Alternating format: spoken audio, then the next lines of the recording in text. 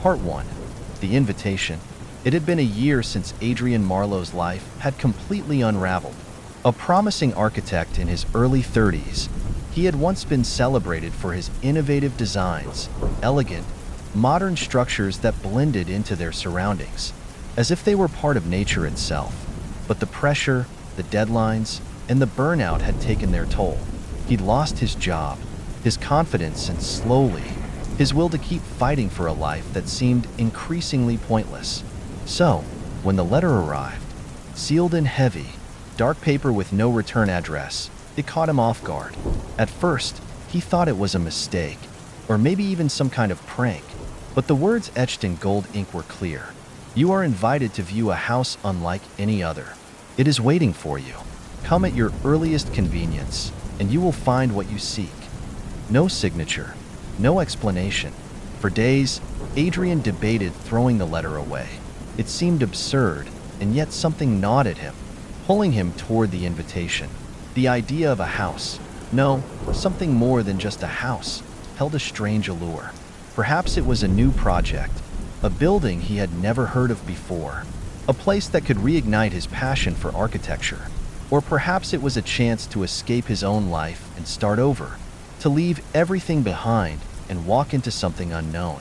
After a week of pondering, he found himself in his car, driving along an unfamiliar road through a forest thick with trees. The directions in the letter had been simple but vague. Follow the old road until it turns to gravel. The house will be at the end. The road narrowed as he drove deeper into the forest, the trees crowding in, their shadows stretching like dark fingers. The sun was low on the horizon, and the evening sky was painted with muted shades of purple and orange. Adrian felt a slight unease in the pit of his stomach, but he dismissed it. He was, after all, a rational man. The letter was a curiosity, nothing more. And then, as the gravel road turned a sharp corner, there it was. The house stood at the end of the road, hidden in the dense woods.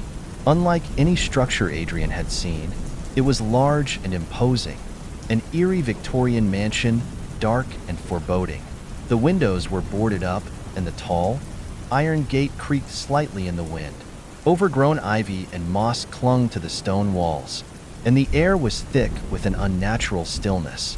Adrian parked his car by the gate, the tires crunching on the gravel. The air smelled damp and stale, but it was still, too still. There were no birds, no insects buzzing, just silence. He hesitated. Everything in him screamed to turn around, to drive away. But then, he thought of the letter again. He was already here. He had nothing left to lose. He stepped out of the car and walked toward the front gate. As he neared, the gate creaked open on its own, and Adrian paused, surprised. No one had greeted him. No one had asked for his name. It was as though the house was expecting him, anticipating his arrival. With a slow breath, he stepped inside. Part 2. The Hollow Room. The front door was ajar, a sliver of darkness beyond it. Adrian stepped cautiously inside, his footsteps muffled on the old wooden floorboards. The house was dark, save for the occasional beam of light that filtered through cracks in the boarded-up windows. The air was thick with dust, and everything, every piece of furniture, every painting on the wall, was covered in sheets. As Adrian moved deeper into the house, his eyes were drawn to a particular room at the end of the hallway. It was the only door that stood open, a faint light flickering from within. His curiosity piqued. He made his way toward it, the creak of the floorboards the only sound in the oppressive silence. The room was small, no bigger than a studio apartment, with a single light hanging from the ceiling. The walls were bare, save for a large, rectangular mirror that stood against the far wall. But it wasn't the mirror that caught his attention. It was the strange feeling that washed over him as he stepped inside. The room felt wrong. It wasn't the physical space. It was the air, the energy. There was something heavy, something suffocating about it. And then he saw it. In the center of the room, on the floor, was an ornate wooden box. It was old, intricately carved, and sat open, as though someone had placed it there for him to find. Adrian approached it slowly, a sense of dread creeping over him.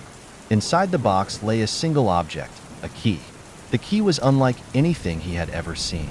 It was large, forged from a dark metal, and its handle was shaped like an intricately twisted vine, curling around itself in impossible patterns. There was something mesmerizing about it, something that called to him, but at the same time, a part of him knew that he should not touch it.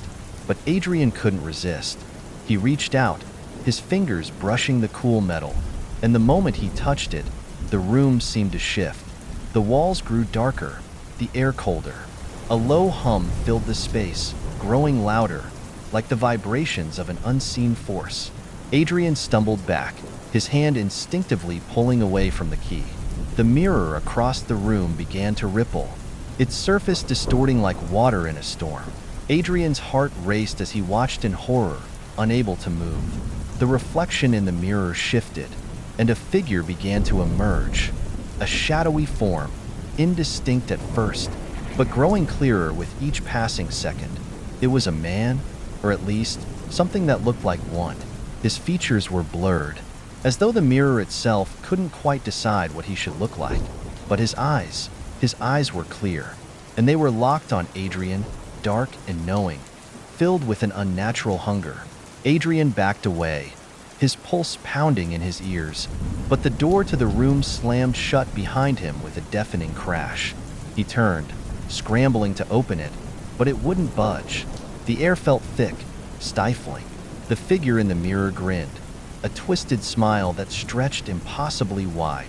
"You should not have come," the figure whispered, its voice an echo that seemed to reverberate through Adrian's very bones. Adrian's breath caught in his throat. "WH, what do you want?"